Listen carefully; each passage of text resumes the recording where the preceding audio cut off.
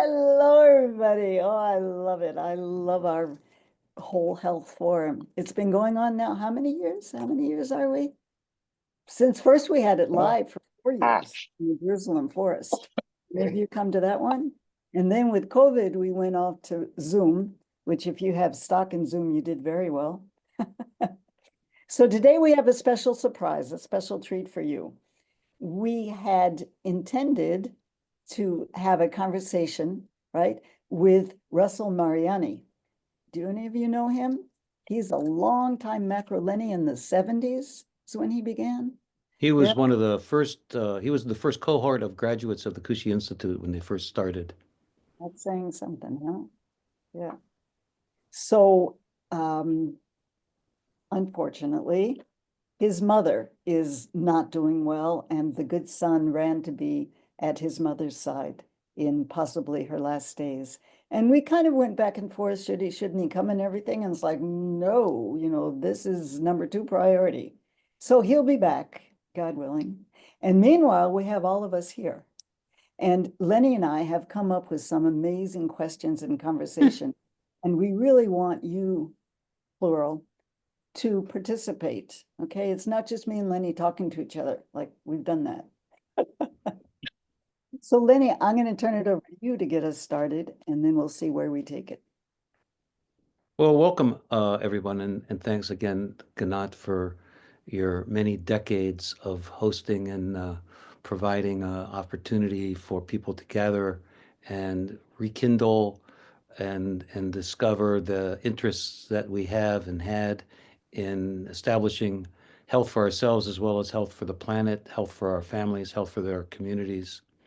And I see some familiar faces. And Brian Kahn, I'm glad to see that you're here because our conversation led me to some of the questions that I came up with today about how we have established and are establishing our health, our well-being, our lives, and what it is that brought us to this place to this day. What brought you, not just Brian, but any of us who would like to participate, what it is it that got you started on a lifestyle, a dietary practice, a lifestyle practice that changed, diverged, that expanded from where you had been previously, whether it was a sickness that you wanted to treat naturally, whether it was a philosophical question that you had about how to live a whole life. What is it that got you here? And what is it about the changes that you made that maintained your commitment, your dedication, your practice today?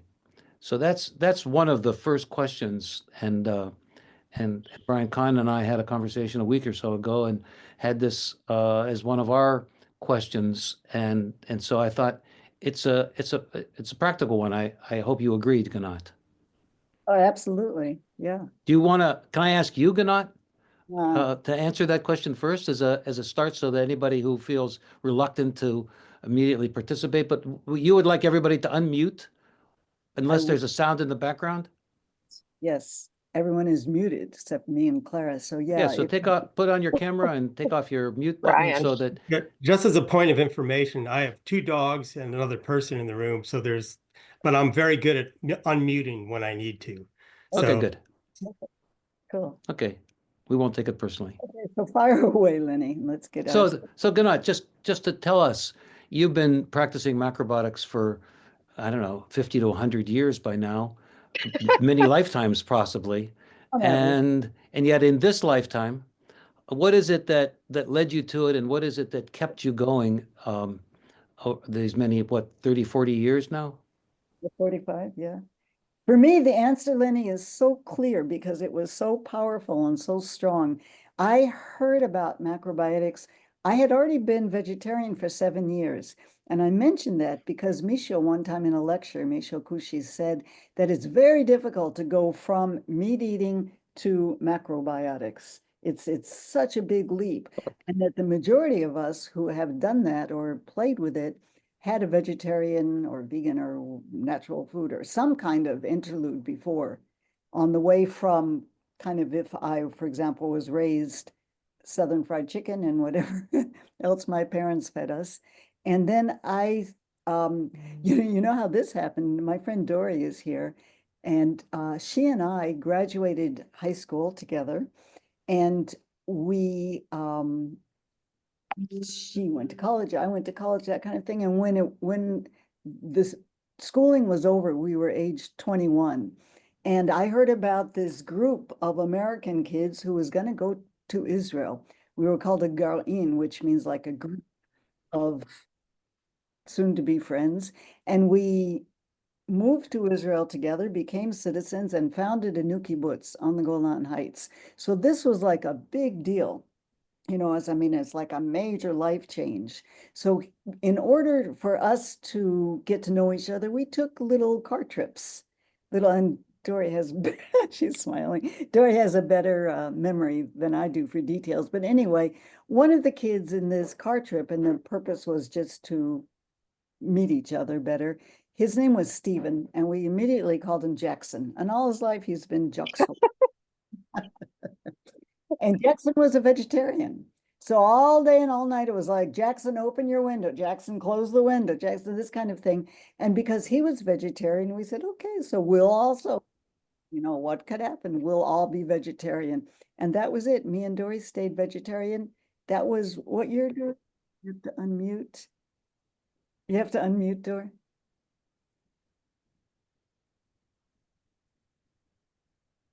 Okay, that was January 1st, 1973 was when I kind of said I was a vegetarian from that point forward.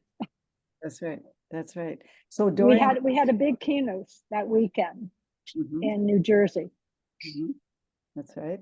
Yeah. Mm, And your son at that time was 2, Uh, 3?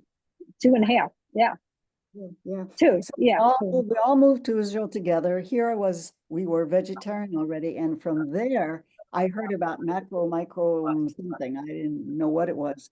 And it was enough that I had my antenna up. I was listening. When I heard this lecture, I remember so well that at the end of the lecture, and it was in a big lecture hall, and I went right up to the front and I said, sign me up. I mean, whatever it was, really got me, it got me. And When you say whatever it was, what was it? okay, I will. And also, I want to say that I'm interested if Zori would speak a little bit because she has taken her early vegetarian practice and then later macrobiotic practice and now vegan practice. So I'd like to hear from any of you who have moved forward. Macrobiotics is but a way station on your personal journeys. What it did it for me is that this lecture in Jerusalem on macro whatever spoke about the order of the universe. And I never had heard that concept before, where the universe has an order. Like, oh yeah, okay. So when it gave me that kind of concept, that kind of idea that everything is where it should be and where it's supposed to be, and it all fits and it all balances and it all is kind of in movement. Lenny and I were just talking about a homeostasis. That's what it did for me. And I translated that for the first time in my life into a belief in God. That's what it gave me, no less. That's the biggest gift of my life. Macrobiotics brought me an understanding that there's an order to everything. And for me, that was creation. So it was huge. It was So it wasn't a diet. It was really a philosophical, spiritual insight. I remember when I stopped eating dairy products, and I was out with my girlfriends and stuff, and we were all licking ice cream cones. And in the middle, I remembered, yo, I don't eat ice cream anymore. Like, and I had to decide, do I want to finish it or not? And Lenny, I want to segue with that, if I'm not talking too much, because you and I, in preparing for today, we talked about what kind of keeps us going, or is it discipline, or is it and I just went to a conference this past week, and at this, it was at a hotel, and they gave all kinds of what I call chazarai, all kinds of like junky food and sweets and pastries and this and the other and the other and the other. And the way that I was able to control myself and not kind of be tempted, because at this point, so I'll have one, this kind of thing, is I did not allow myself to look at the table where all these sweets and pastries and stuff were set up, because I didn't want to have to be tempted, and I didn't want to have to use willpower, and I didn't have to want to think. And so I didn't even look. So that's the way that I managed my time there. And it's, I don't know, a good way or a bad way, it worked. But you've gotten benefit over these 45 years from your practice and your studies. I would Could- say. Well, we'll let you fill in, but if there's anyone else who has, willing or wanting to share their similar pathway from there to here. Yeah. How'd you get started? Is there anyone else there?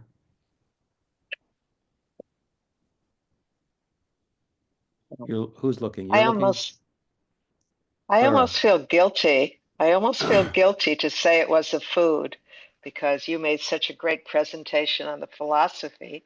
But the first dinner I had at Pablo's, when Pablo's there, I was just, wow, I can't identify anything. It's wonderful, and I loved it. That was it. I love the food. Is that shallow? And how many years ago was that, Clara? That was 1995. And have you found that the food continues to wow you? Well, I think the hardest thing, and I remember in the earlier years also with macrobiotics, the hardest thing were people saying, nobody around me is macrobiotic. So when the people around you are eating all sorts of other stuff, it's harder. It's harder. Yeah. So that's why I keep wanting to find macro friends. Yes.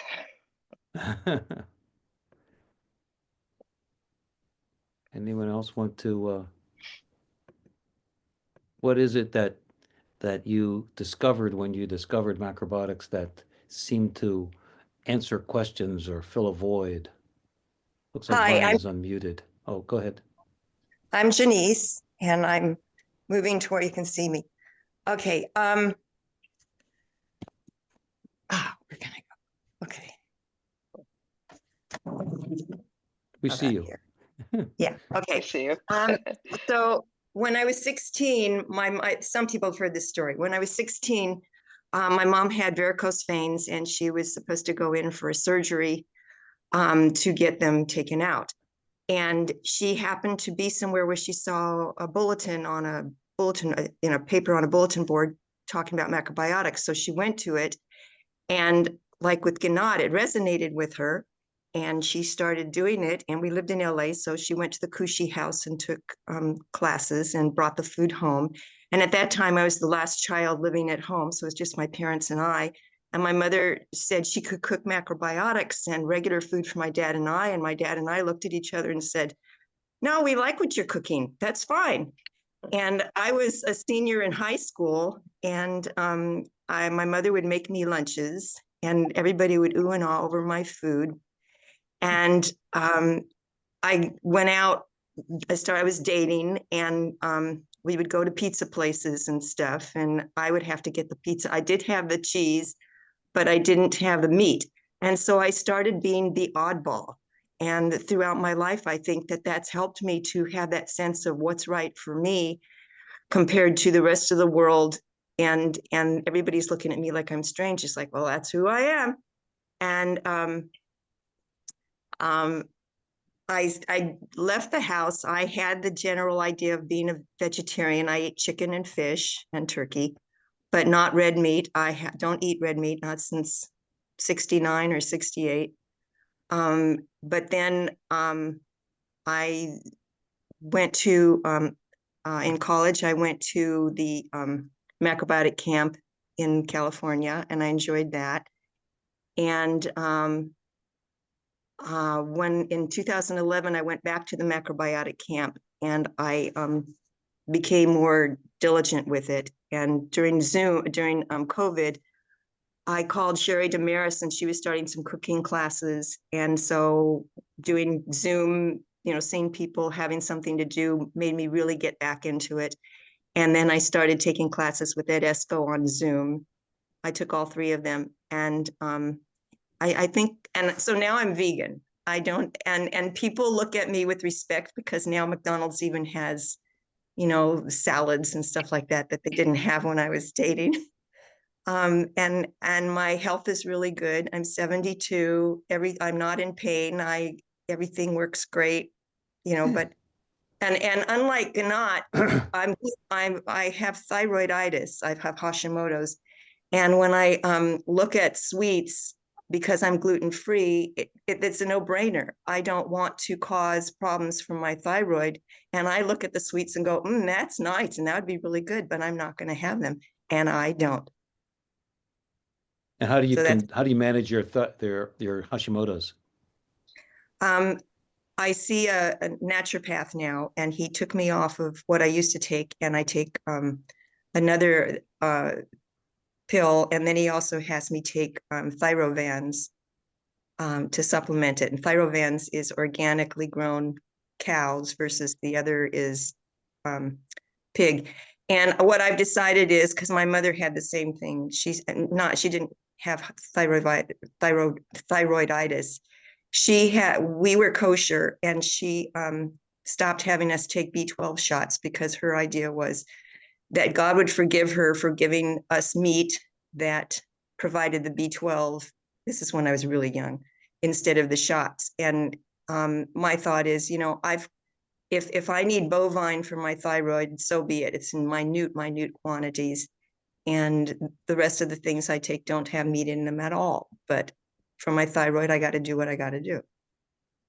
And where did the philosophical aspect resonate, or if it did, in terms of macrobiotic teachings? I'm not sure how to answer that. I don't understand your question really. Well, Philosophical. diet comes out of the principles of the yin yang. selection of food. Yeah, well, yin yang and I live in spirals the breadbasket. I live in the breadbasket of California or the world. I live in Fresno, and we have so much fresh produce here. And so I basically stick with what's at farmers market, what's available at the time. So I do what's seasonal foods. And then, of course, in the winter, I cook more yang foods, stews, and so forth. And in the springtime, more yin foods. I avoid tropical foods. I don't eat the pineapple and things like that. I don't eat sweets at all because I've got dementia in I've got a genetic propensity for dementia.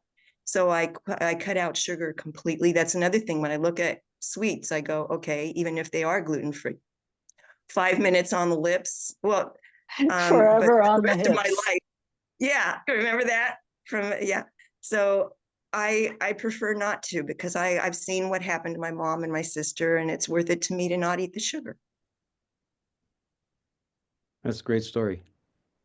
Thanks. So Janice, do you use yin and yang in your decision making, your daily life? Because you defined yourself, I think, as vegan, is that right? And not macrobiotic. No, I am macrobiotic, but what I'm saying is I Uh-huh. don't eat dairy. I don't eat meat, chicken or anything like that anymore, or eggs. If I go to And a so, potluck and there's not much to eat and there are those deviled eggs, okay, I'll break down. But in general, in my diet, I don't do that. And I know they're not organic eggs either. But right. But to So me, my question to you, my question is yin and yang part of your thinking? Do you yes, in use? terms of seasons and in terms of what I cook, but not throughout the day. I mean, I look more at, did I have my grain? Did I have my protein, which is usually beans or tempeh or something, or tofu? Did I have greens and beans and grain and some other vegetables? And then I go with what's more in season. Well, Like I said. Ginat, in answer to the question, if you could clarify, how do you use yin and yang in your daily life, so that people who understand what you're doing, maybe Mhm. they could relate to that? When I first began with macrobiotics, my entire thinking process was yin and yang. Everything I did, is this more yin? Is this more yang? How do I understand it? How do I make balance? Including even politics, if we want to get into that. How do I understand? I better not say names. We're going to all get crazy here. How do I understand this particular person, right? Or how do I understand this event? Or in understanding, for example, yin and yang, that I think of water compared to a stone. I think of water as more yin, right? And a stone is yang and everything. And the water can wear away the stone until there's nothing there. And the water then is more yang than the stone. So when I think in these terms, everything changes. Everything can become or does become its opposite. And I can understand kind of world events in a bigger view. Michio told us to look, and George Osawa, to look through the magic glasses, to look, Michio would say, look through the eyes of God. Take a bigger look out and don't get too crazy with all the minutiae and details and everything. And that's very helpful. So my use of yin and yang has dwindled. I will say that's not on the top of my thinking. I wonder for a CMIC, is that true for you too, or anybody else, Brian? Is yin and yang like an active part of your thought process today? Or was it previously? Are you asking me? I am. Oh, yeah. Frankly, I don't understand how somebody could begin a study of macrobiotics and not have and not try to think about yin and yang. It's the very foundation of macrobiotic practice as it was taught. And but as far as how I use it today, when I teach, I tend to speak more in the terms of contractive and expansive. If I start using yin and yang, you get very confused very fast because there's yin yang, then there's yinizing and yangizing. And often I find people mix up those things.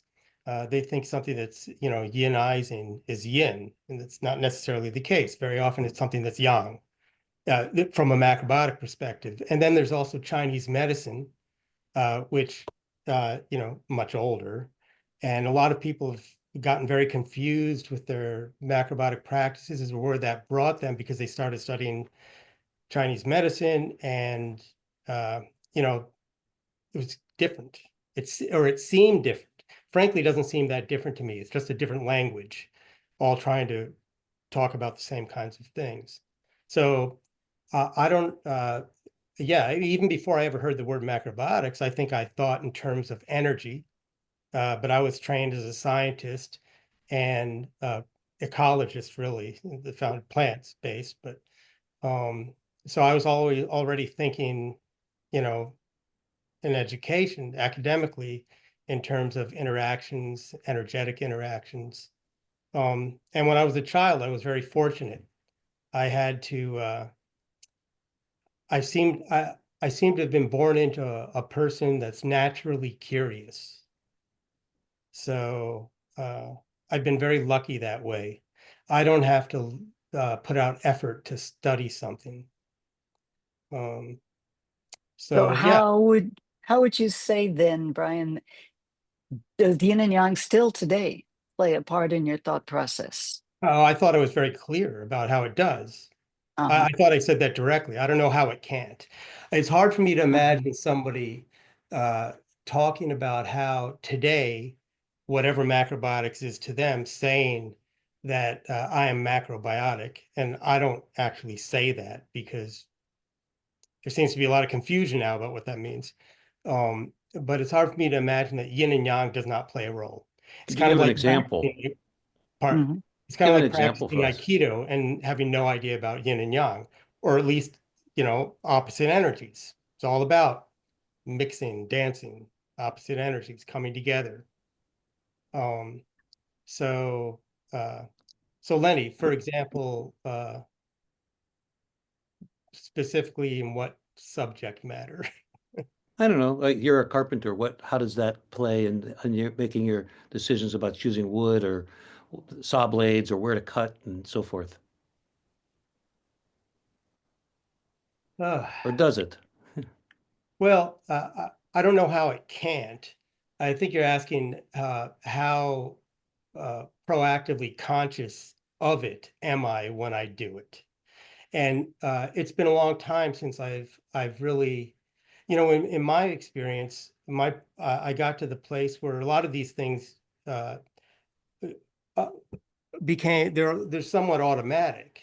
I became relatively certain from connecting certain dots from my practice that intuition was going to be clear enough.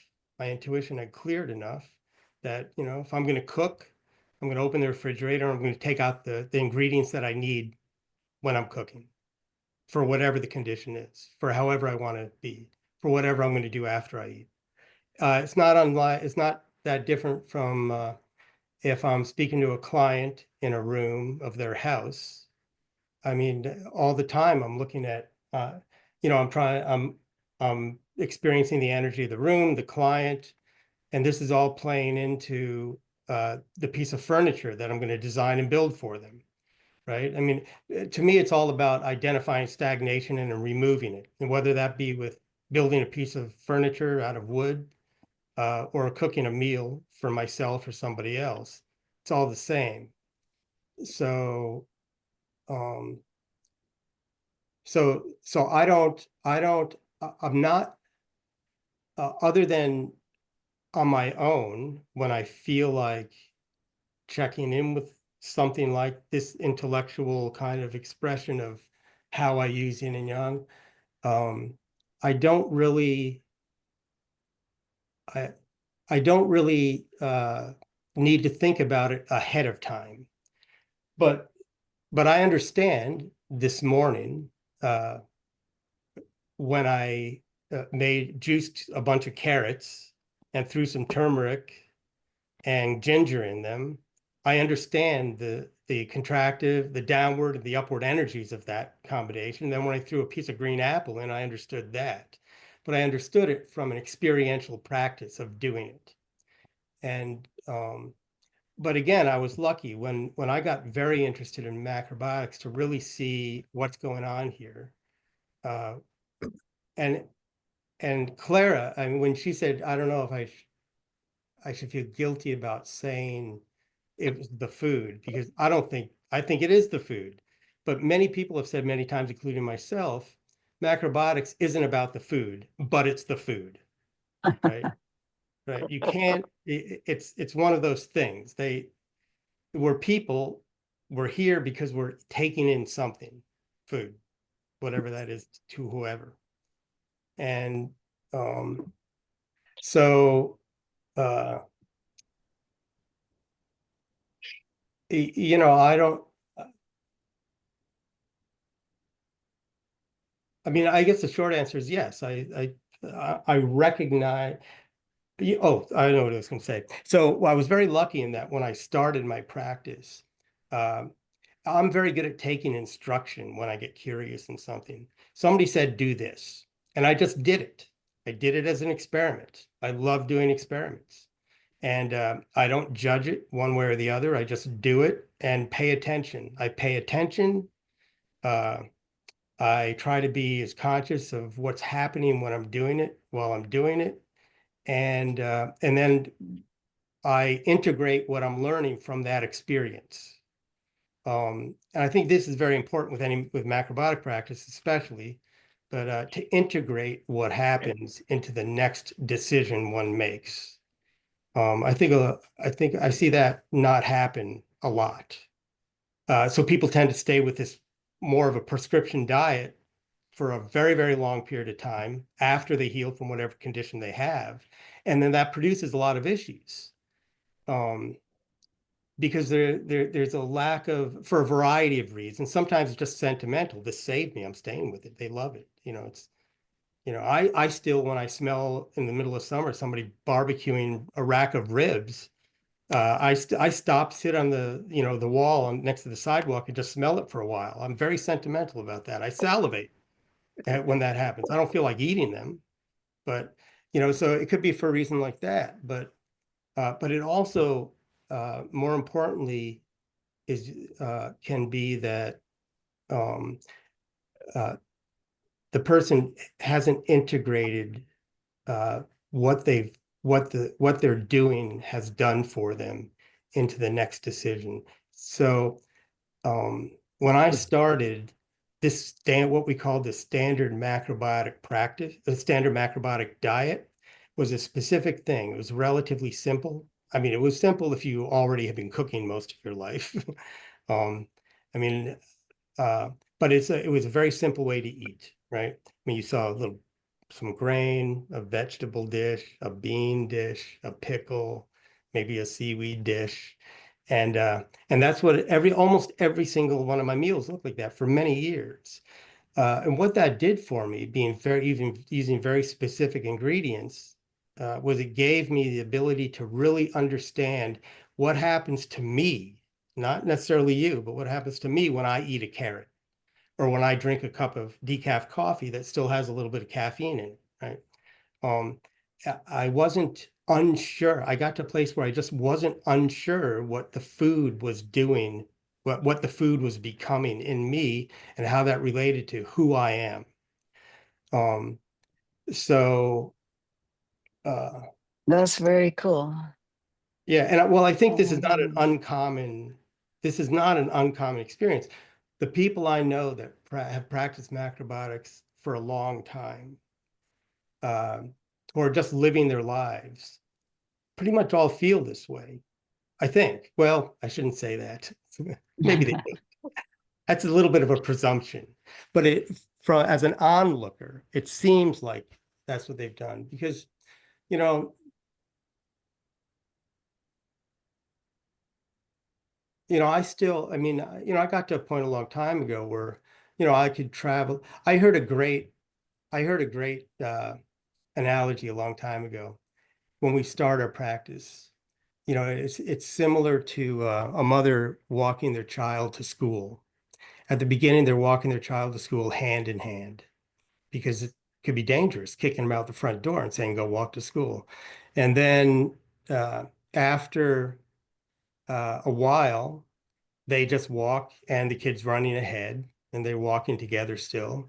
And then it comes time where the mother's like, you can walk alone. And the kid walks alone, but the mother actually hides a block or two back to make sure.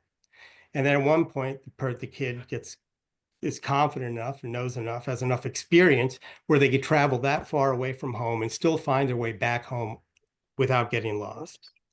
And food is like that, I think.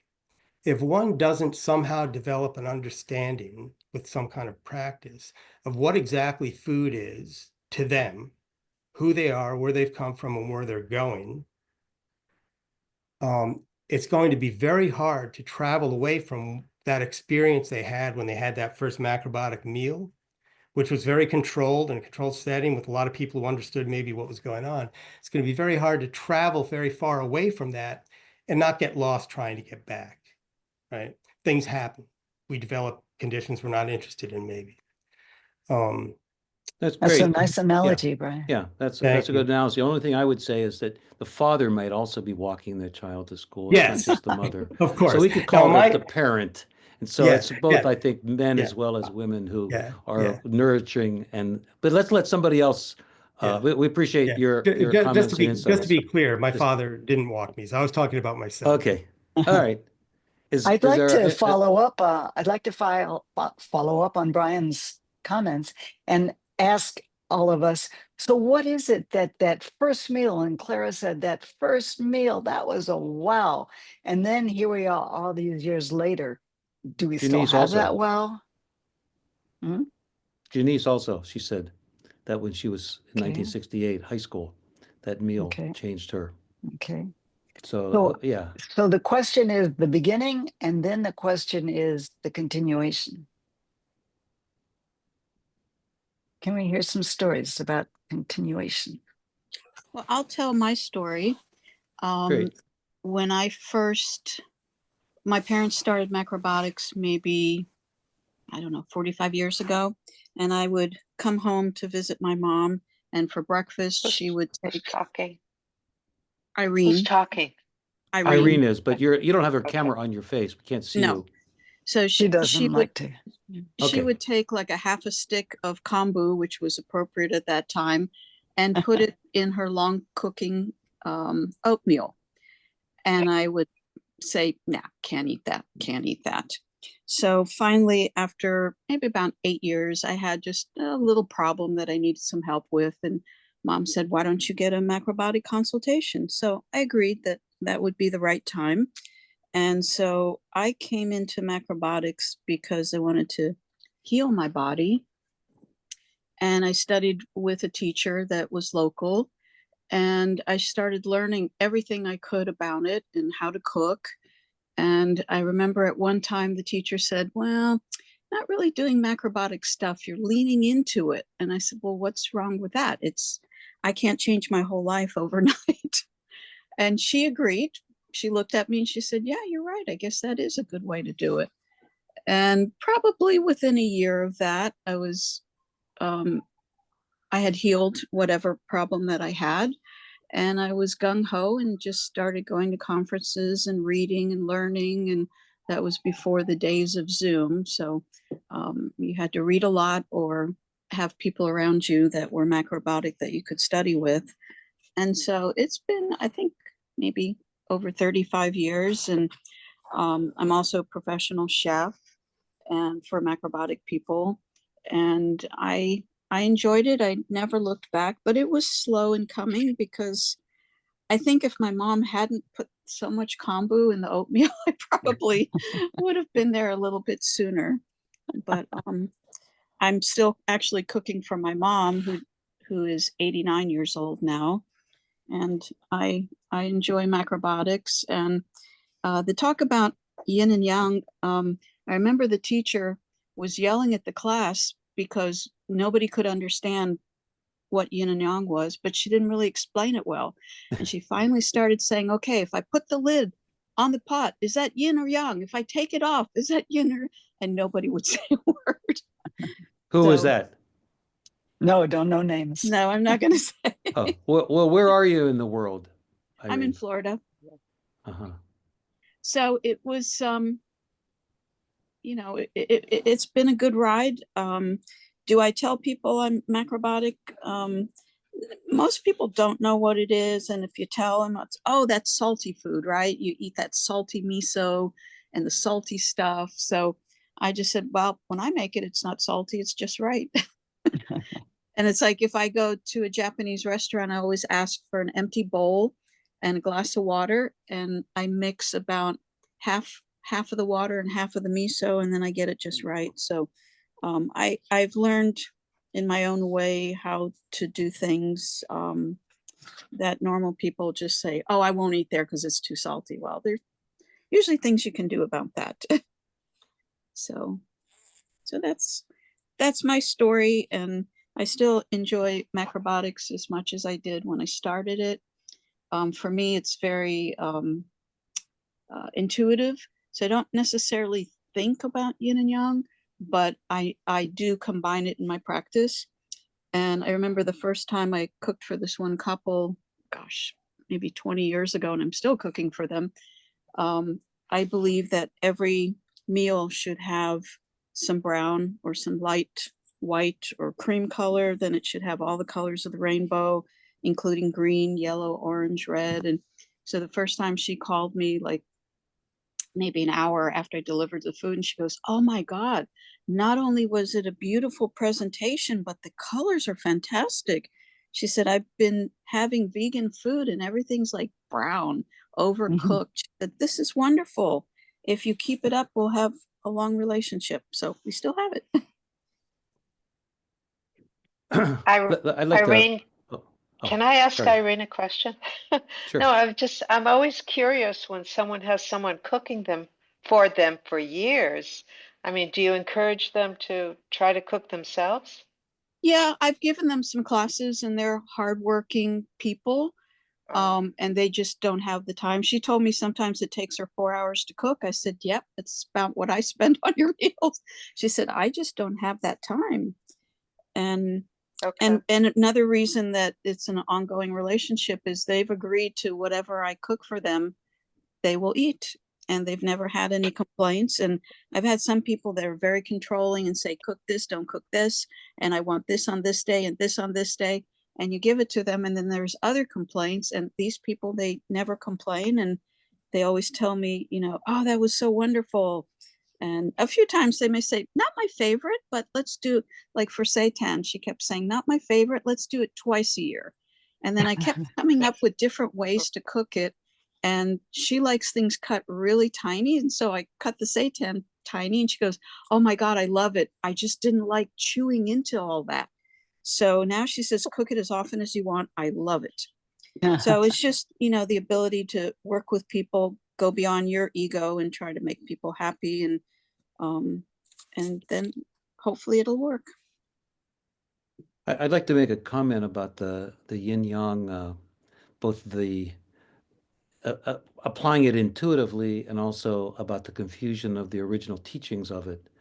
I think that George Sawa wanted to introduce Asian philosophy in the Western culture, and he was the person that introduced martial arts, Japanese martial arts, into Europe with his book of judo that was written in the early 30s, in the early 1930s. And he, like a number of other Asian philosophers and adventurers, brought some of Asian culture, art, philosophy, spiritual practices to the West.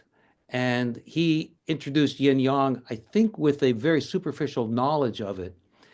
When we think about yin and yang, we think about opposing and separate energies. And if we, instead of separating it with a conjunction, yin and yang, we connect it with a hyphen or with a slash, calling it yin yang, then we say that like a penny has two sides, but there's not two separate sides to it. I mean, it's one penny with two sides. And yin yang is not different. Yes, they are different sides of one. And it's complementary. We only have one because of the other. We only have tall in relationship to short, or we only have hot in relationship to cold, and it's constantly changing. There's not hot separate from cold. There's not hot as an independent force. There's not yin as an independent force.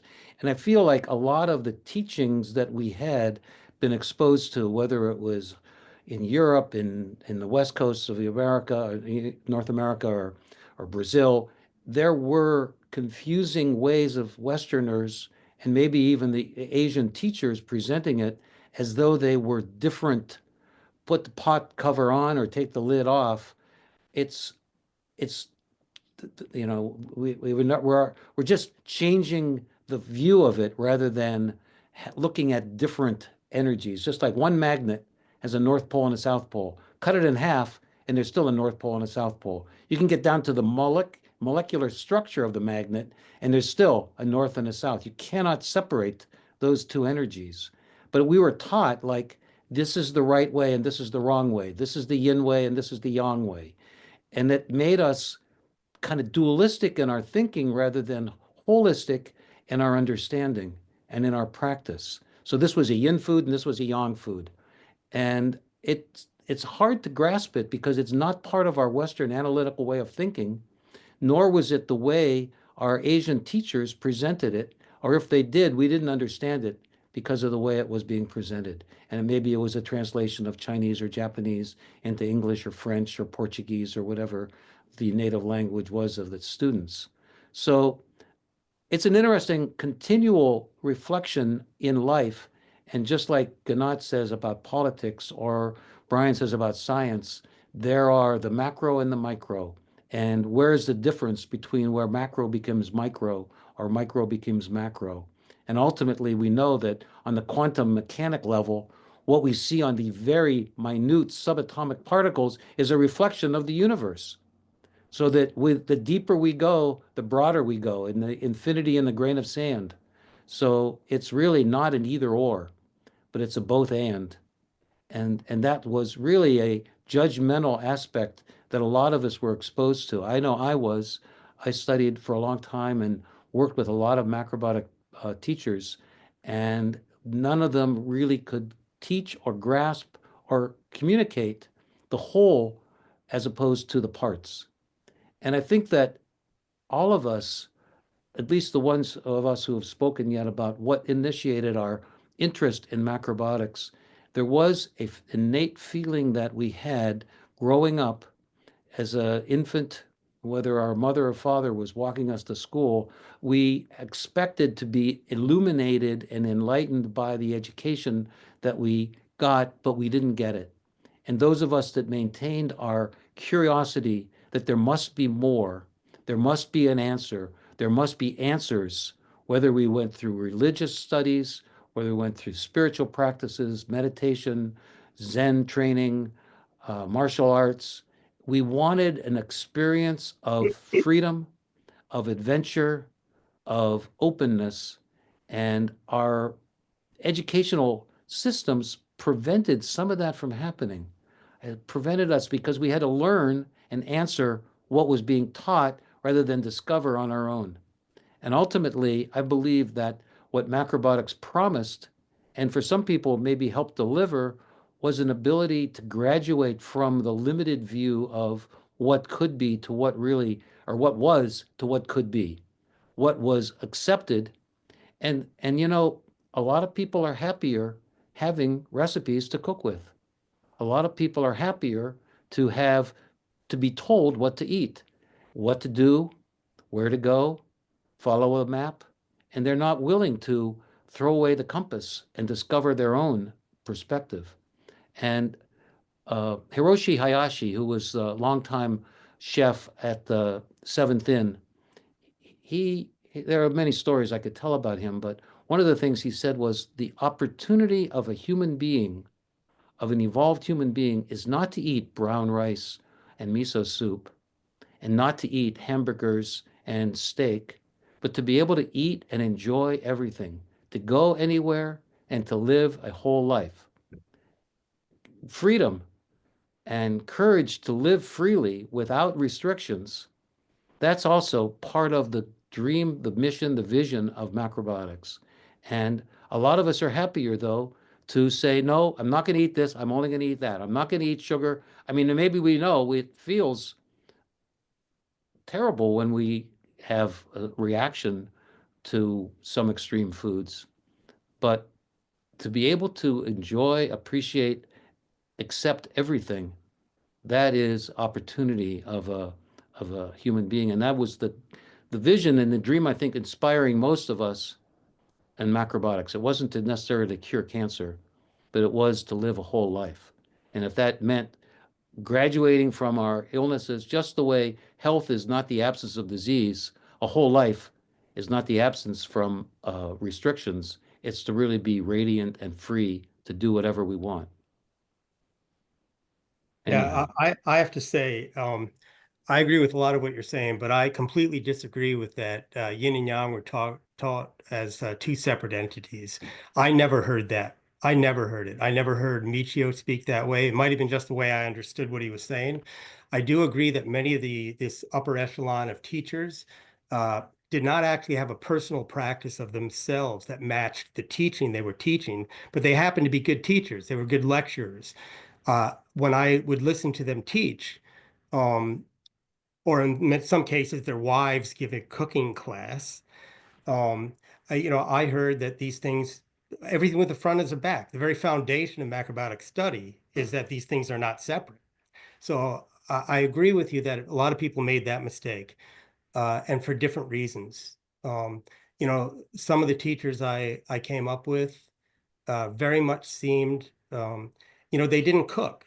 Their wives cooked. That was a common kind of scenario. I think that caused a lot of issues for them personally later in life. Um, you know, so to say, I think it's true. A lot of people saw them as separate, but a lot of us did not. A lot of us, that was the very attraction to it. So I just wanted to say that because you use the word "we" a lot, and I don't think that's the case. So it wasn't for me, it wasn't for a lot of people I know. great, great. Glad to hear that. Anyhow, one other question I wanted to raise among this group who are seemingly mostly following some kind of lifestyle, if not macrobiotic by name, something akin to it or inspired by it, that we often find ourselves in a unbalanced manner, whether it's like a winter cold or a virus or uh, emotional upset. And there are a lot of different things that people do in order to establish a more homeostatic experience. Some people will cut out food fast. Some people will go on a 100% grain diet. Some people will use ginger compresses. I'd just be curious to hear from you what kinds of practices you add to your daily practice when you're out of balance, when you're feeling out of balance, out of sorts, whether it's a physical, emotional, psychological imbalance. We haven't heard from Sylvia yet. I know she has ideas Okay. about this topic.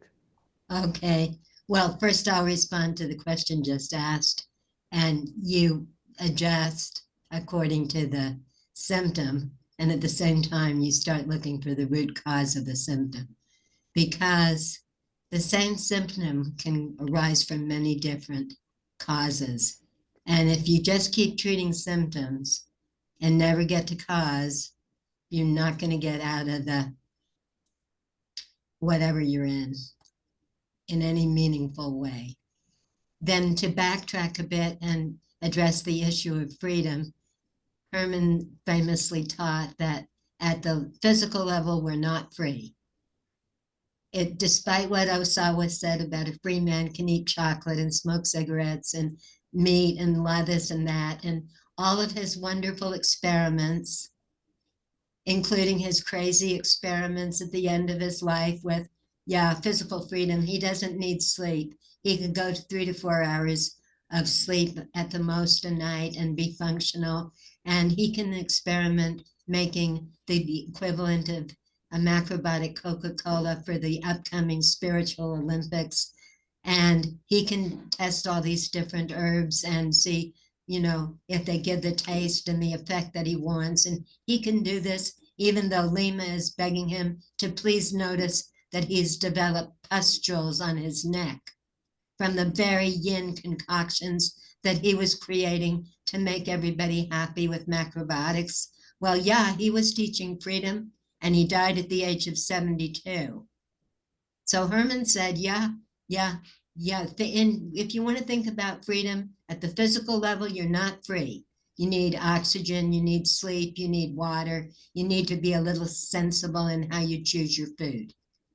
But by accepting the limitations at the physical level, we create this amazing level of freedom at a higher level. For instance, the more wise you eat, the more able you are to forgive others and to be free from the reaction that was your habitual approach to dispute before you learned about diet and how to make your gut microbiome, the little beneficial critters, happy and get them to be producing and constructing positive moods and intelligent thought.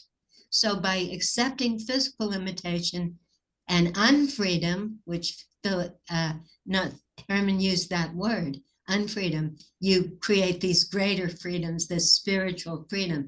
And that's where we're going in that's what we're trying for in macrobiotics. Because listen, we are on a planet where everything dies. That's just how it is. And most of us came into macrobiotics after decades of nonsense. And not only that, our parents were raised on decades of nonsense in terms of what they were fed and the pollutants that were going into their denatured natural environment and into their food. And wait, nobody can get out of these things. You think you can? No, you can't, because we are in physical bodies on a physical planet. But why are we here? We're here for soul growth. And correct diet promotes soul growth. That's how it works. So Sylvia, that's the freedom we're going for. Silvio, we appreciate your comments. I'd like to though hear, because I know you're very practical in terms of the original comment you made about we need to look at our root cause of what caused the symptoms and how to fix it. Could you give us some examples of things that you do or that you recommend for your family or your students if they are having certain symptoms? What are some of the treatments, symptomatic or core treatments that you would offer from, I don't know, Umashoya Kuzu or brown rice syrup? What are some of the things that you have discovered that are effective outside of modern allopathic medicine? Well, just for an example, if a person has a postnasal drip, and they should cut back on liquids. Or, if they're tearing out of the corner of an eye. Or, yeah, but other things they have to start studying. For instance, loss of hair pigment, loss of hair, loss of teeth, loss of bone density, et cetera, all have root causes. And so I want to go back to affirm what you said, Leonard, in your earlier comments about Osawa during his 7 years in France, starting 1929. He wasn't just introducing Japanese culture to the French, but he was at the same time enrolled in the Pasteur Institute and in the Sorbonne University. And he was trying literally to read everything in the libraries at both universities.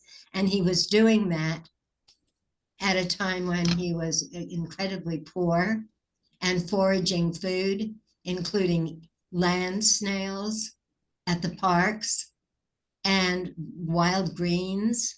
And at the same time, he was being taken out for fancy rich food by wealthy patrons who were interested in what he was teaching. And so he was eating a very willy-nilly diet and not getting enough sleep and reading a jumble of things. And of course, he had trouble assimilating and digesting, knowing what to keep, what to toss, and so on, because of the way he was eating, which was very, very different than the very strict diet that he had been following before 1929 and his move to France. What happened during that time was he, who had extended his life at that point from age 18 to wherever he was, he tried to teach what he had learned from the writings of Ishizuka. He tried to teach the sodium to potassium balance, and nobody was interested in anything scientific. Europeans were just totally, totally sick of science. They wanted to hear Eastern mysticism. And so Osawa was, trying to find a way to promote health. And he came up with the wackadoodle idea that he could call potassium yin and sodium yang. And he writes about this, for instance, page 14 of the Book of Judgment states clearly, I'm using the word yin for Ishizuka's potassium salts. I'm using yang for sodium salts of sodium, like sodium bicarbonate. That's an example of the sodium. So anyway, how can you do this? Both of them are alkaline. Both of them are positive ions. How can you say they are opposite? And then if you do that, don't you introduce all kinds of misunderstanding? For instance, okay, salt is yang, sugar is yin. Supposedly, if you eat salt, then you'll want sugar. Nonsense. If you don't eat salt, you won't be able to get the sugar out of the grain. And you will have a huge, huge ongoing all your life, minute by minute, craving for sugar or some form of sweet. But the Asian countries, they almost had no desserts. If you look at their menus, they still almost have no desserts. They were getting their sugar from the grain. They were eating enough salt to be able to digest the grain, break it down to maltose, and that's split into glucose, the body's preferred fuel. And they were getting up to 90% of their calories from grain. They had no sugar cravings. So by saying potassium, I'm going to call that yin, and sodium, I'm going to call that yang, he introduced a huge level of misunderstanding. And people are really, really suffering. Okay, I'm finished. Thank you. That's very illuminating. We appreciate that. And I'm sorry that you didn't want to give us some tips for symptomatic treatments, because I think that's one of the things we're trying to discover. What is a daily practice? What is a annual lifestyle of somebody who's following a natural lifestyle, natural diet, macrobiotic orientation? What do we do when we have, you said, hair loss, or losing pigment in our hair, or having nasal drip, or having uncontrollable cough and allergies? What are some of the things we do? Go ahead if you'd like to share some of that. All right, well, I'd like to, Sylvia, just to follow up on Lenny's question, is everyone and his uncle today is talking about natural home remedies, and you take this for this thing and you drink that for the other thing. And so I'd love to hear your yin yang understanding Yeah, of that's great. natural remedies. And what are the things, Yeah. and how does that work yin and yang? Yeah, that's great. Yeah, go ahead, Sylvia. so I'll give an example, but a lot of people in this group know this because I talked about this back in a Zoom meeting of the macro community back in January of 23. This is an example. I got into a period where I was just shedding huge amounts of hair, and I would brush it, and then there would be hair on my clothes, hair on the carpet, hair on the kitchen tile, and it was a nuisance and it was a worry. And I mentioned it to one of my very close associates, a shamanic healer, and I told her, I don't know what's causing this. And she said she'll talk with one of the people in her circle and get back to me. And when she got back to me, she said that the woman's first question was, is Sylvia getting enough salt? And my friend and I just thought this was hilarious. We were just roaring because I was all about salt, and everybody knew I was all about salt. And then after the conversation, I started to think about it and thought, well, wow, this is just what Osawa would ask. And then I looked at my practice and I noticed that I had been impacted by the teaching that oldsters are supposed to decrease their use of salt. And I hadn't decreased my use of salt in cooking the grain. I was consistently doing it with a 1/4 teaspoon for original dry cup, but I had reduced my use of salt in cooking my vegetables. And of course, vegetables are much higher in potassium than grain.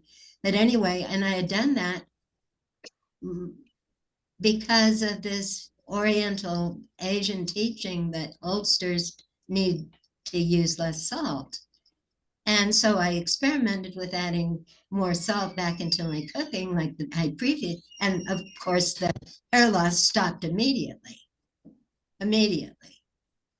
And so, then I had to find out why the rule for like Japan, China, and so on wasn't applicable to us. And then I discovered, well, yeah, they were born into a society where they were raised on sufficient salt from infancy forward. And so by the time that they got to middle age, they had what they needed to carry them through to the end of their days. And salt was a precious commodity, it's expensive, so they could use less and allow more for the rest of the tribe. But wow, we're born into a salt deficient. And I mean it in terms of historical precedents. For instance, at the end of World War II, the average intake in America was around 20 grams daily. And when you go to an ER and get an IV saline solution, right away you're getting 9 grams. And frequently you get 2 of those within the first hour, depending on your condition. That's 18 grams of salt, and people feel wonderful. We repeatedly had this issue with my mother. If the boys took her out to a meal, she would be completely off and have to go to the ER the next day with one of them because I was working full time. And as soon as she got IV saline, she was right back on track. But anyway, so we're not born into a salt sufficient diet. And then we're losing our stored salt, the 45% in teeth and bones.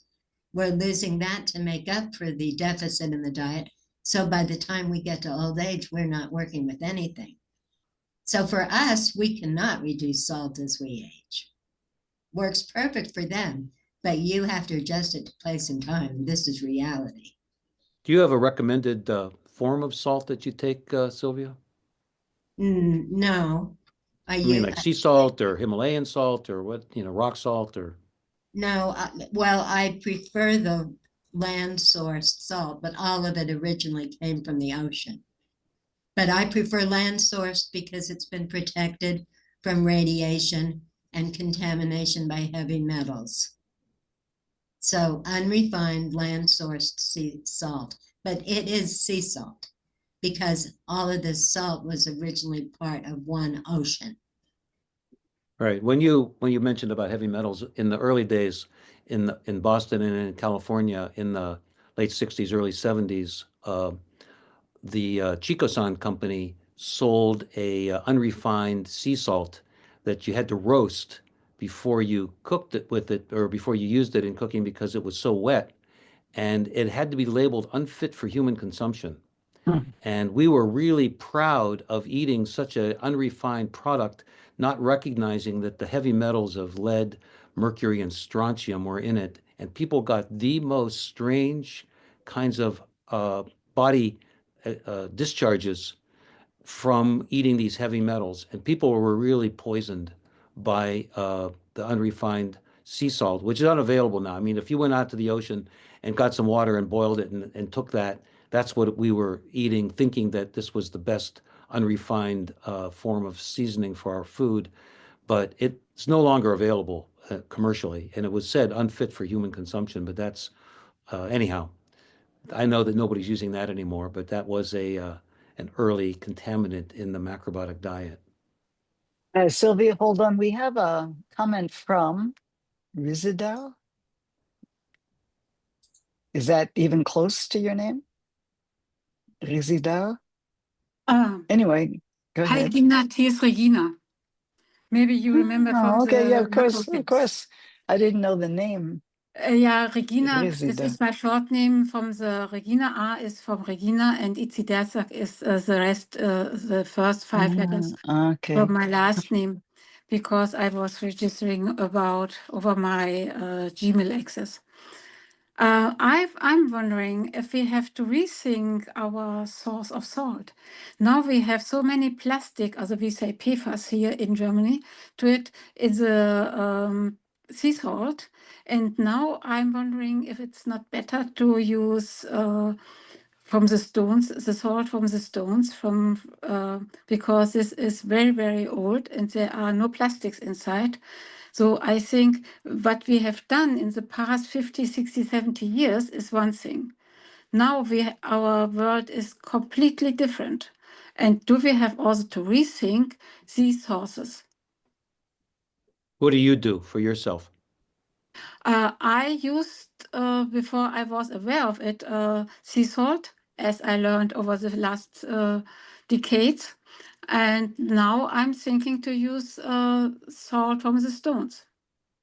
Like Himalayan sea salt? No, Is that not what you get, or what do you get in Germany? We can use it also here from Germany, from the very deep mountains and so on. So this is not only that you have to go to the Himalayan. I think this is a thing of money making. So there's a German rock salt that you can get? Yes, of course. Now, and so I will change. Because the PFAS is very extremely, now they are warning here people not to let the kids in on the shore in the ocean because there are PFAS, and so this would be harmful for the babies or little kids' skin. And so when we have to think about this. And even if you can, when you have breast milk for the mothers, and they already contain plastic. So then I think we should rethink also our sources. So it was nice to hear, and we discussed it in the macrobiotic summer camp several times, what kind of salt, which is better, and. But now we have a total different situation. Yeah, that's great. Anybody else has experience they want to share? Pat Davis? Pat? Yeah, I don't know if anybody else has, like I did, I stocked up on sea salt when I thought, you know, it's best to stock up on things that are non-perishable in case of a hard time. And I had the opportunity, so I bought a large volume of Lima salt, which was always my favorite sea salt. And then I started hearing about plastic in the sea salt. So one solution that I came up with, I didn't want to just throw away all the salt. I started making it into brine, a thick brine.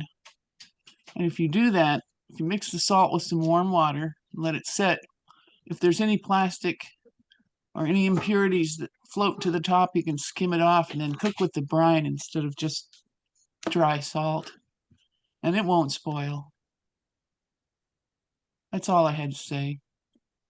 So Pat, you're can we sure see that the plastic will float to the top and you're able to skim it off? What do you use to skim it off with? Oh, just a very fine mesh strainer works fine, or take it off with a spoon. Or Because the microplastics are tiny. I mean, they're microscopic. well, I might not be getting the microplastics, but you know, oddly enough, I've found that every once in a while I will have a bowel movement that smells like burned plastic. And I think my body is somehow, if you pay attention to this, you know, after you've finished, just bend over and sniff it. I think our bodies somehow sock away these impurities, and eventually the lymph system drains it out. Is there anything else you would recommend to help to detoxify the body, the blood? Anything that you use symptomatically? Or is it just general diet and lifestyle? Well, I did go through a hard time the first approximately 20 years or so of macrobiotics. I had grown up in a very, very toxic environment. I mean, like a chemical stew. And I went on the Arise and Shine herbal cleansing program, and I can recommend that very strongly to anybody. You can look it up. It's on Facebook. It's on the internet. It's no longer inexpensive, but it's worth it. It's about 2 weeks of taking these special herbs, and when you start off, it's just doing it like 3 times a day, but then you work up to 5 times a day for each of the different formulas. And when I did it, it was actually 28 days, and I was no food at all for the final week, and I never got hungry because you're stuffing yourself with these herbs and special drinks. And what this did was it cleaned out decades worth of old garbage from the digestive tract, all the way from the what do you call the sphincter between the stomach and the small intestine? I can't remember the name of it. The aorta sphincter. Anyway, all the way from there down the entire small intestine. It helps with the assimilation of food, and I found that after I finished with this cleanse, I was able to eat roughly half of what I'd been eating before and feel just as nourished and just as satisfied. And this went on for quite some time. And did it the second time, another cleanse about a year later. And I mean, I had been having severe migraine headaches no matter what I did from the time I was 17, and I started macrobiotics at 19. From 17 all the way through to the time I did this cleanse, afterwards it was like after the first time it was 75% reduced, After the second time, it was almost gone entirely, and then it gradually receded. But that was the first time I noticed the smell of burnt plastic in what I was eliminating. Because I was using a bucket, I wanted to see what was coming out. Some people were reporting that they had pooped out crayons that they ate when they were children, and all kinds of crazy things. So I wanted to see and know what was coming out of me. And I think it was the ninth to the last day of this thing. I woke up at 1:30 in the morning with a screaming headache. And I grabbed the bucket and what came out was like a chemical stew. Literally, all the chemicals that my system had been storing away here and there had been released. The lymph channels in the intestine were now unblocked and could drain. And all of this came out. It was like a jelly that came out. And after that, the headache was gone. I felt wonderful. I felt like I'd been reborn. And I thought, my God, the only reason I did it was someone recommended it to me. And there's no enemas involved, nothing like that. It's just herbs and these special drinks that you make with psyllium husk powder and bentonite clay. And so that was in Rise and shine. Rise and shine. Arise, ARISE, and shine. It was 1993, I think, or 92, something like that. And all I was interested in was maybe losing a few pounds off my waist, a few inches off my waist. And it turned out that I got rid of all this old garbage, and I had a tumor growing in my right breast. That vanished over the period of this first cleanse. It just gradually melted away. I could feel it. It was hot, and it was getting smaller by the day. It was about the size of a golf ball when I started, and it was completely gone by the end of the 28 days. So, I mean, it was quite an experience. If you That's an haven't amazing done story. And if that you haven't done any, complemented macrobiotic diet? well, the guy who came up with it, and he recommended a completely alkaline, that is, vegetable plant-based diet during the time when you're doing the cleanse. For the first two weeks, you're eating. First, you start off eating regularly, and you just switch to this alkaline type of food, and then the second week you eat only 2 meals a day, and then the third week you're just eating once a day, and then the last week you're fasting entirely. But they've changed the whole program between then and now, and it's much easier. There's no fasting involved. Or I don't know, I haven't really kept up with it, but I recommended it to many people, and I've heard positive results from everybody who did it. Yeah, I see it. It's ariseandshine.com. That's great. Yeah.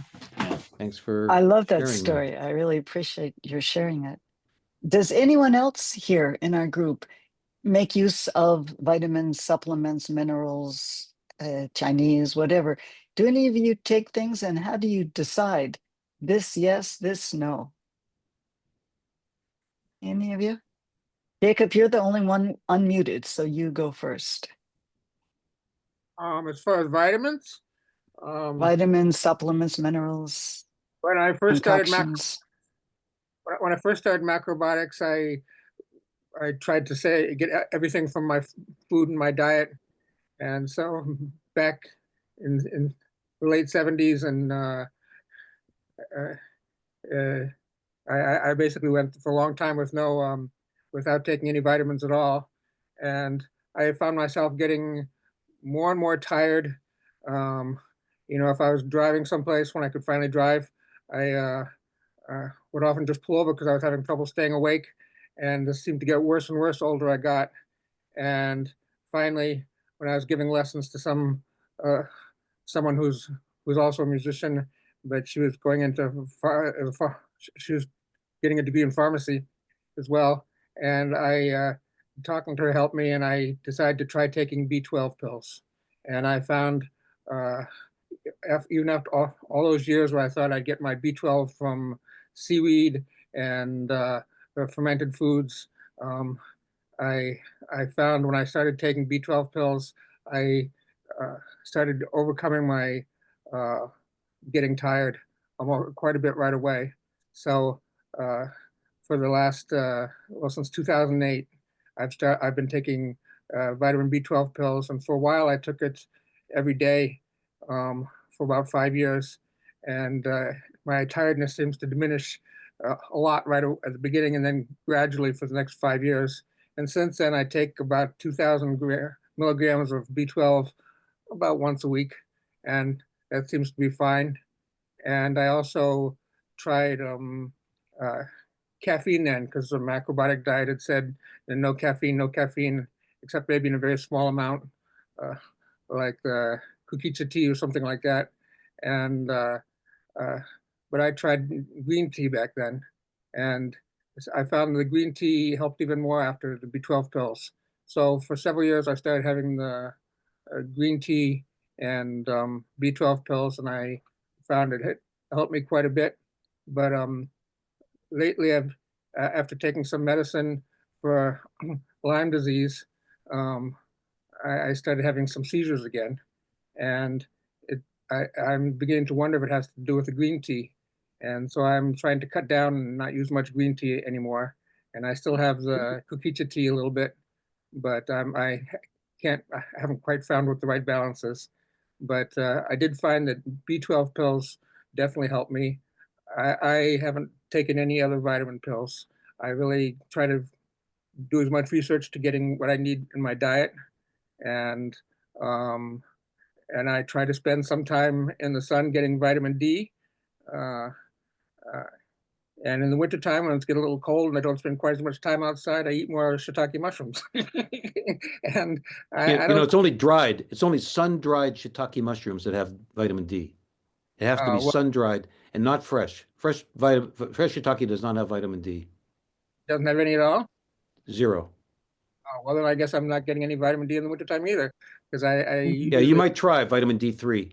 Vitamin D3, which is really good for the immune system, and it's really good for, as we get older, we're less capable actually of converting sunshine into vitamin D when we get it. But you might try that as a way of dealing with some of the issues you're feeling. Oh, okay. Well, what issues particularly do you think would help? Well, it's certainly good for your immune system. Okay.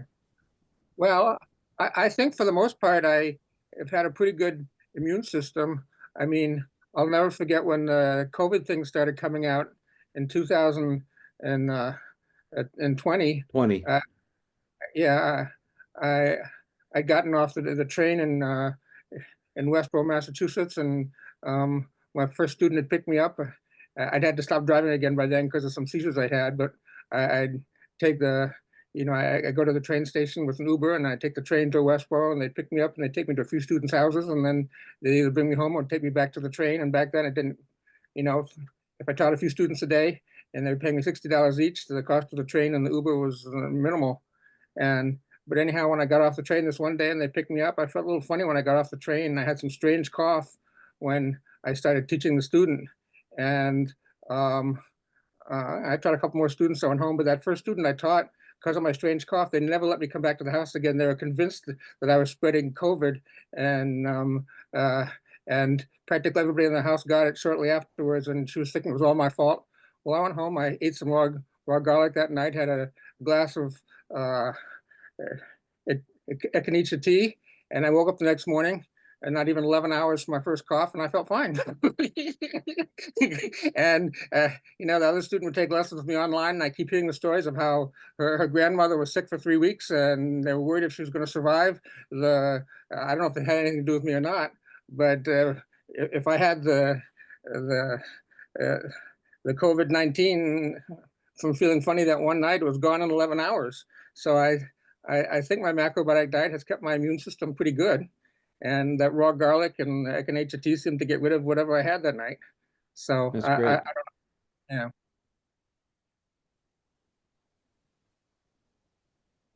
Who else has got some stories like that?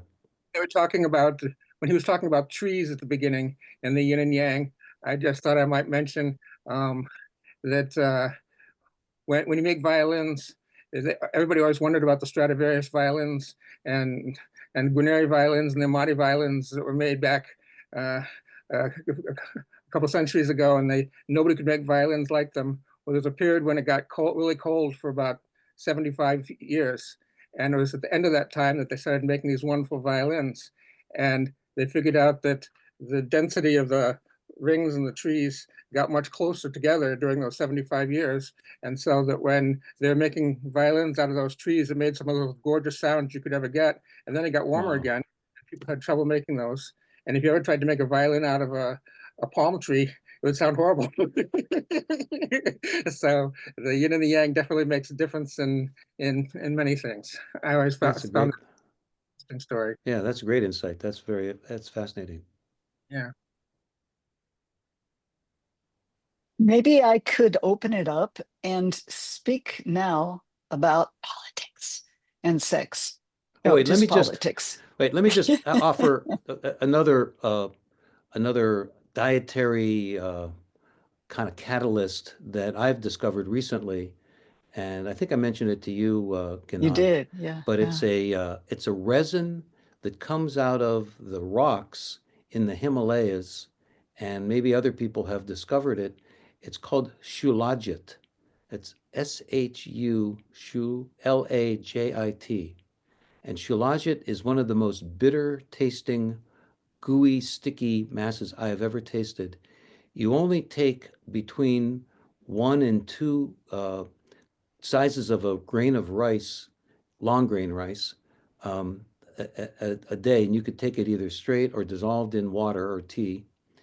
It has a adaptogenic quality, which means that if you're too yin, it'll make you more yang. If you're too yang, in other words, it will balance whatever the condition is that you have. And I've found it, and you can take it every day. You can take it every other day.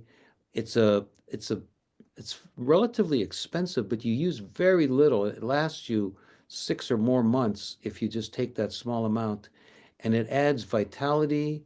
It strengthens the immune system, for me at least. It's good for memory. It's good for overall vitality. And it's a completely naturally extracted. It's just a concentrate of this kind of an extract that comes out of the rocks at anywhere from, I don't know, 14,000 to 18,000 feet in Nepal, and maybe it's coming from Tibet also. I think it's mainly from Nepal. Anyhow, it's called shilajit, and a lot of you can get it online. You can get it at some natural food stores.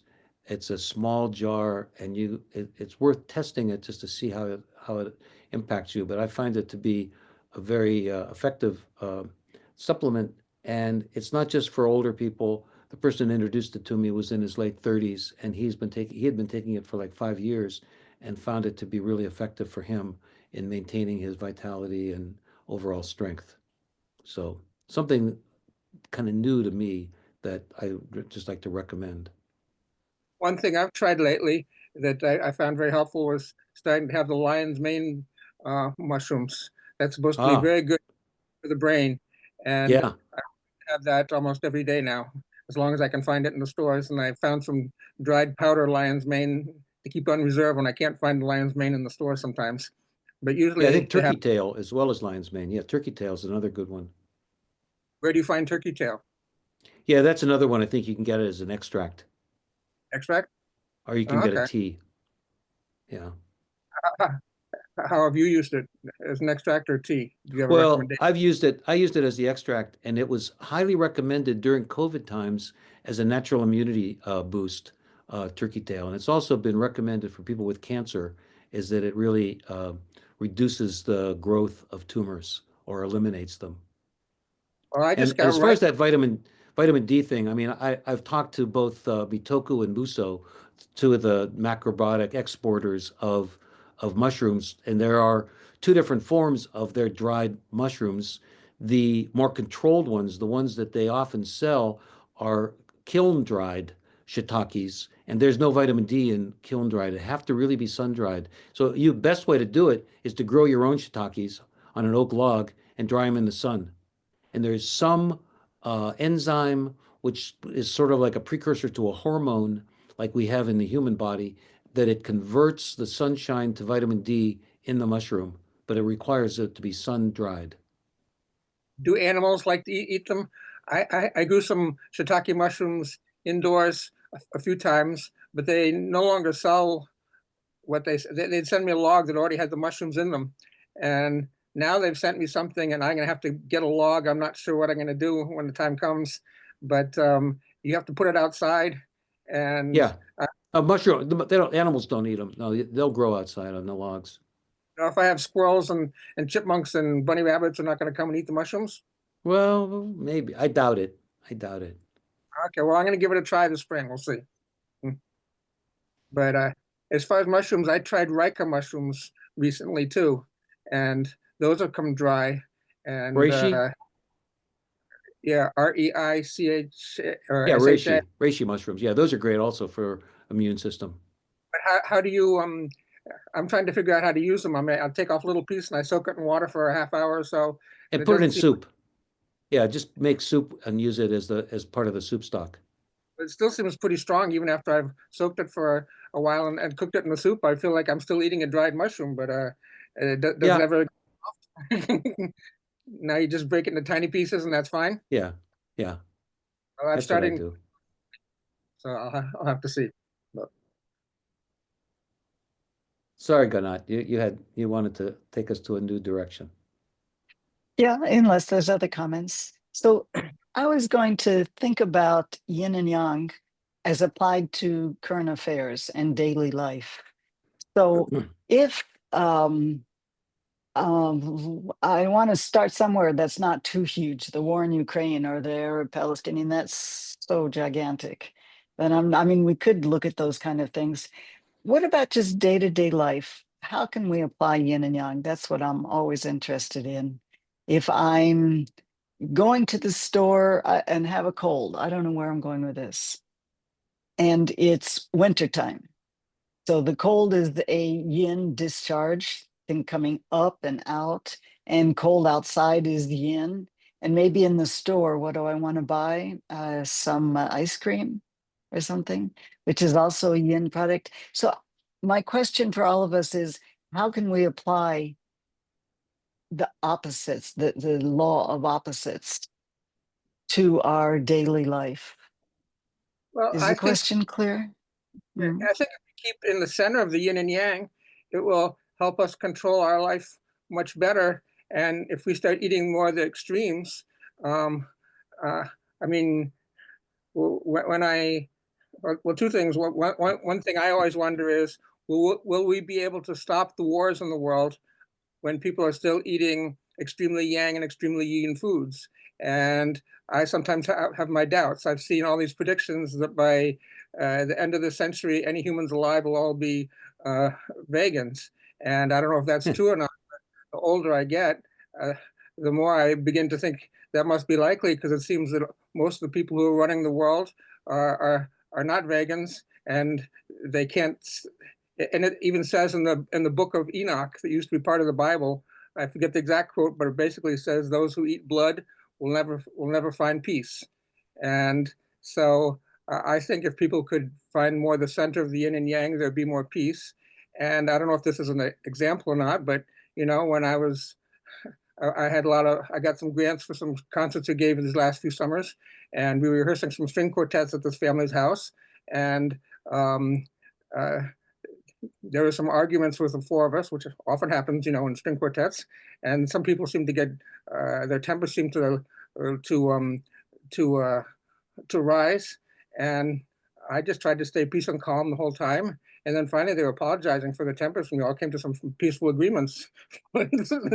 I seem to find it easier to stay calm and easier to control my emotions by staying more in the center of the yin and yang. And I think that lots of people who are eating more extremes will have much more trouble. I don't know. That's just my thoughts. Nice. We haven't heard from Victoria or from Paul or from Pam. Anything that you want to add in, Jan, Maureen? Any comments from any of you? Or you're happy I didn't call on you, right? Any of you want to say, here's your chance. Paul's raised his hand. I just, Okay. it's been mentioned several times about B12, and following a macrobiotic diet for about 25 years, I haven't really paid much attention to that until recently when I was diagnosed with having a low B12. And I just wondered really how other macrobiotic people deal with that in their daily lives. So I can change and increase. Or I am taking a supplement at the moment to increase my B12. I just wonder how other people are dealing with that. I interviewed Christina Perello, longtime macrobiotic chef and with a public television program about macrobiotic cooking. And she's been macrobiotic, I don't know, 20, 30 years at least. She injects herself or somebody injects her with B12 at least once a month and maybe twice a month. She has been unable to find a dietary source that gives her enough B12 that she can be healthily functioning. And she feels that it's something, there's a metabolic enzyme in the body that she seems to be, and it's common, not common, but it happens that people are deficient in that. And it's very hard for them, even eating a meat-based diet, to get enough B12. In Boston, there was a period of time in the 1980s when people were recommending a very low animal food diet for parents and children. And there were children developing, it's called pernicious anemia. These were infants who didn't get enough B12 and in some cases had irreversible neurological damage. The way they corrected the ones who they could still deal with was it's in the US, it's liver pills, Carter's little liver pills. It was the simplest thing. It's almost unheard of in Western modern cultures for there to be a B12 deficiency because most cultures, they either take enough vitamin supplements or meat eating. And it was thought that tempeh provided B12 because in the early days of food research, tempeh nutritional analysis showed quantities of B12. But because the B12 that's available commercially is made in kitchens, commercial kitchens that are so hygienic that there's no random bacteria growing, there's no B12 in the tempeh that's sold commercially. If you made it yourself at home, or if you wrapped it in banana leaves the way they made it in Thailand, there would be likely B12 in the tempeh. But there's almost no B12 except in animal food. Some people find that there's some fermented food that have it. Some people say it's in sea vegetables. I know Sylvia Gray has done extensive research on B12. I'm sure she could tell us quite a bit about it. But most people, vegan or not, who discover the symptoms of B12 deficiencies or the blood test of B12 deficiencies, that it can be easily remedied by supplementation. And under the tongue or pills, or in extreme cases like with Christina, injectable B12. But I don't know if Sylvia wants to tell her story.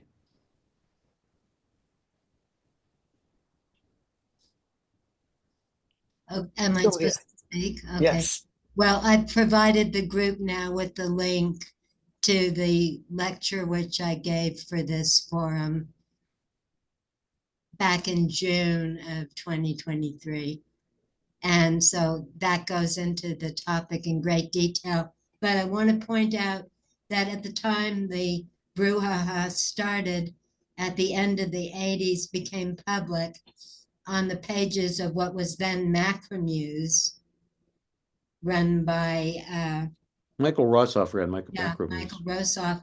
At that time, Herman's published comment was that if people have this deficiency, they need to be using the Chiramin Irico. Well, why did he say that? Vitamin B12 is concentrated in the vital organs of the animal, like the brain, the heart, the intestines, and so on. And these little tiny dried fishes are dried whole. They contain all the organs. Therefore, they're a maximal source of vitamin B12. Great. And Cheer 'em in, by Enrico. contrast, the animal foods had been associated with B12 analogs since the early days of testing.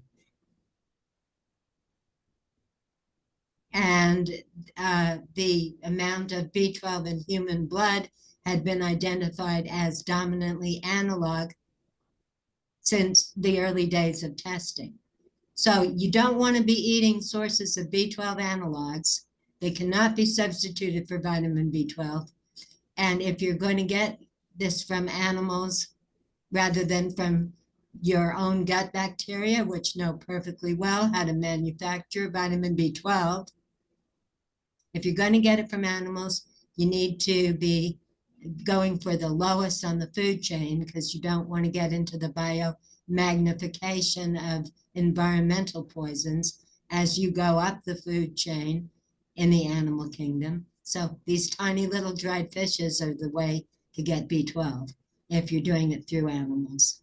But, you know, it's common knowledge that, for instance, nori is a reliable source of vitamin B12. Now, whether or not it's enough for the individual, that's a different question. Do you take any supplementation for B12? I do. I use methylcobalamin. And I should point out that I was totally against supplements and used none of them in terms of B12 or anything else, raising my second child. And as far as B12 went, I was against any supplements. And this was the case until I got, we got an assay on a sea vegetable showing an extremely high vitamin B12 content. And it was an assay using high performance liquid chromatography.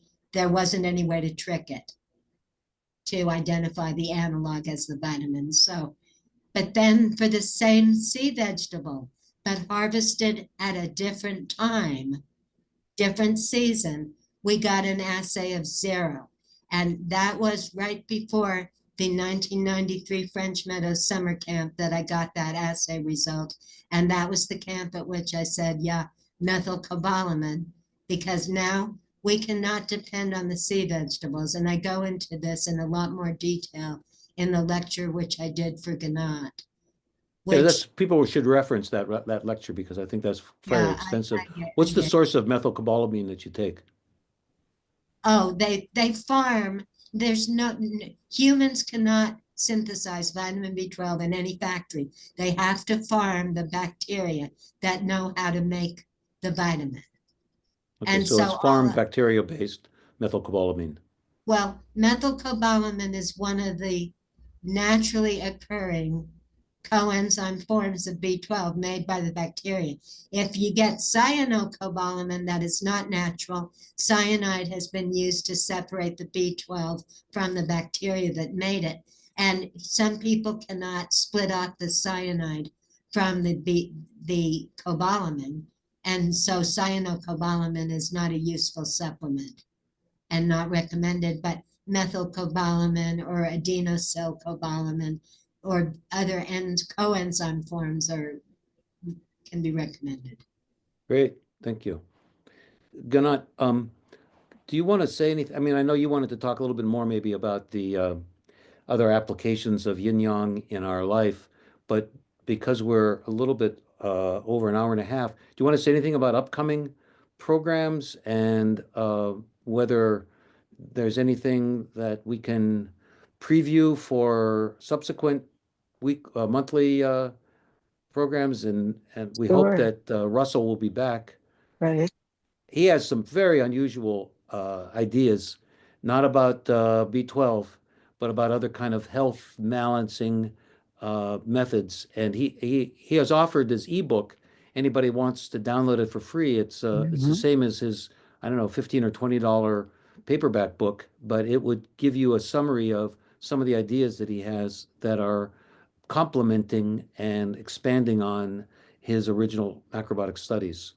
But anything else that we want to say, or if there's some burning other comments that our participants would like to share? Hi. Can I say something? Great, please. I just want to say that I also was against using any kind of supplements, but probably about 20 years ago, I live in community in Alaska. And one of the girls, something happened and she went to the doctor and she was vitamin B12 deficient. This is Victoria Lasan? Yes. Oh, yeah. hey, how are Lenny. you? Oh, you're far away. Thanks for joining us. Yeah. And she went to the doctor and she was vitamin B12 deficient. And we had a really great naturopath. And we figured if one of us had it, we all had it because we all lived and ate exactly the same food. And so they gave us injections and I injected vitamin B12 in everybody for quite a while. And also because we're in Alaska, I mean, I think some of the people up here would say it's for everybody, but vitamin D3 is essential in our diets. It's not like in the summer or, because it's all the time up here.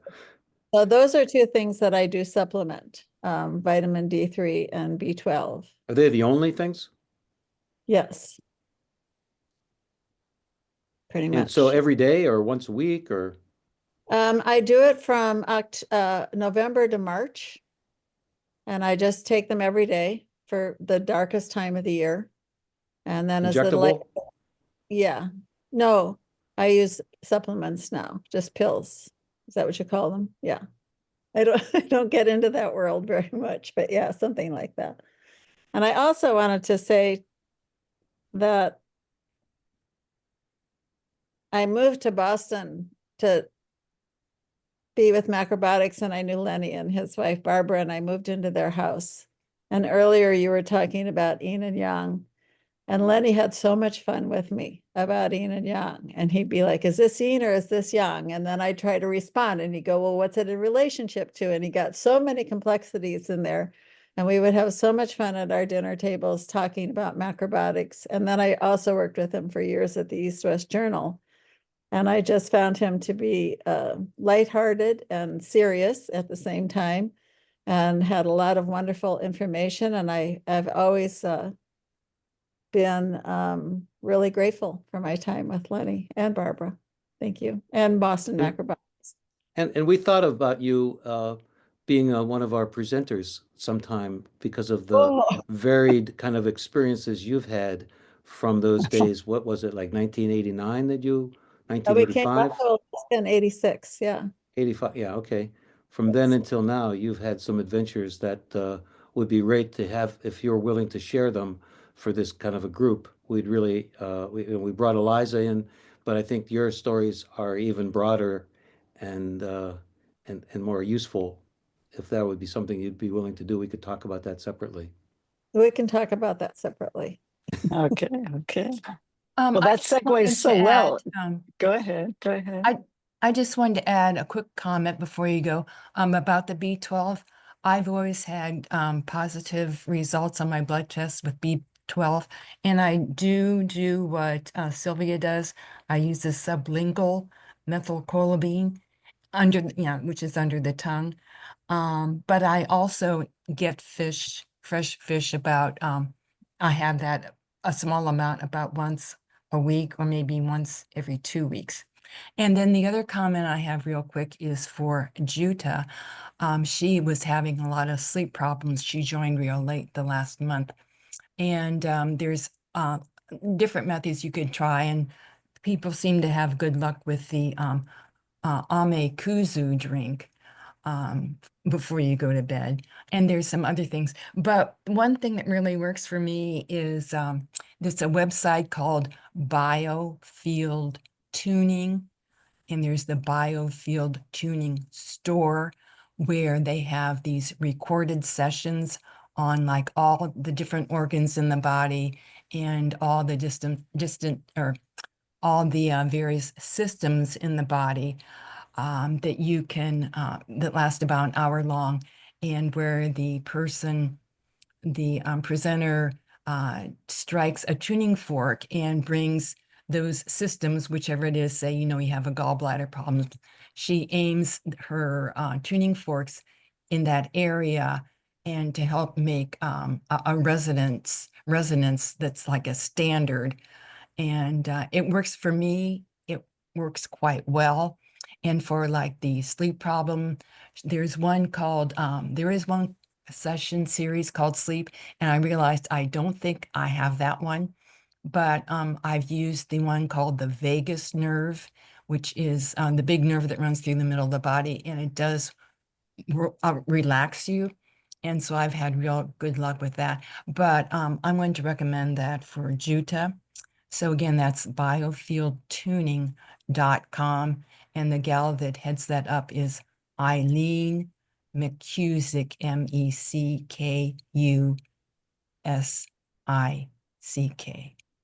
That's fascinating. Yeah. So I just wanted to pass Great. that along. Yeah, Pat has something she wanted to offer. No, it was a question. About 10 minutes ago, Lenny, you were talking about a book and I missed the title. Can you repeat it, please? I was talking about a supplement, an extract called Shilajit.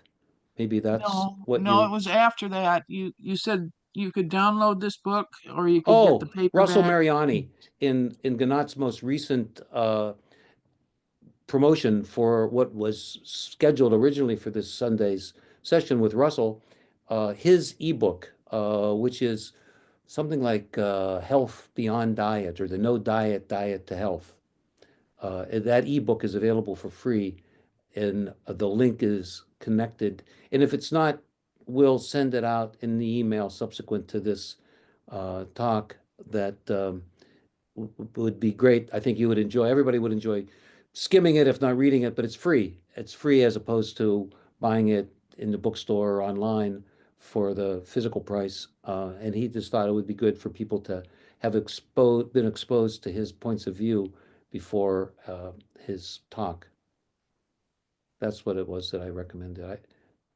It's by Russell Mariani, and Sylvia had her hand up too. Has her hand up. I'm going to interrupt Sylvia just for 1 minute and then we'll get to you, because I have another program in 5 minutes. So I just wanted to say, and then you guys can continue. There's no problem. I wanted to talk about Lenny's segue. Who else? Who else is coming on? So who have you? Who have you? Huh? I'll tell you their names that we've come up with, some ideas. Of course, we want to bring Russell Mariani back. Martin Halsey, do you know the Italian macrobiotic friend? He spoke on this program already once. Italian. American Italian, Nahon, that's correct. Another with Daniel Weber, if you know him. He's an artist.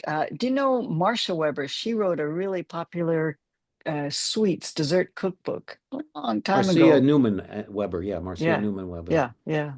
Steve Ackhoff has always been a crowd pleaser, and he's willing to come back. We're saving him for the right moment because he's so popular. Then Melanie Waxman is a genius at 9-Star Key. It's so interesting about relationships. It's an amazing study. Her brother, Simon Brown, because she's Melanie Brown Waxman, he, among many other things, we're thinking of appealing to him if he would teach feng shui for clutter, because this is, may I say, an issue for everyone. He has a 1 million copy book on feng shui that he published a number of years ago. He wrote a number of years ago, sold 1 million copies. So yeah, he's a real expert on macrobiotics and feng shui. Christina Perillo told me that she'll be back. I haven't tested her on it yet, but hopefully she will. So with that, I'm going to bid you all here good night. And you guys keep going. There's no problem. There's no issues, nothing at all. Just I'm going to close my camera. Yeah, I have to leave also, but I will hope that Victoria, that you somehow will contact me so that we can be in touch regarding your participation in a future forum. Anyhow, thanks everybody. Okay, Happy then. Thank week. you so It's much. a new moon. Yeah, it's The new moon terrific. happened, the That's alignment of the right. planets happened, and the alignment That's of our right. awareness today. Here we are. Thanks to Ginat. Thank you. Thank Have you. a good. Thank you so much. Bye-bye, everyone. Bye-bye. Thank you. Good Bye-bye. night. Good night. Bye-bye. Bye-bye.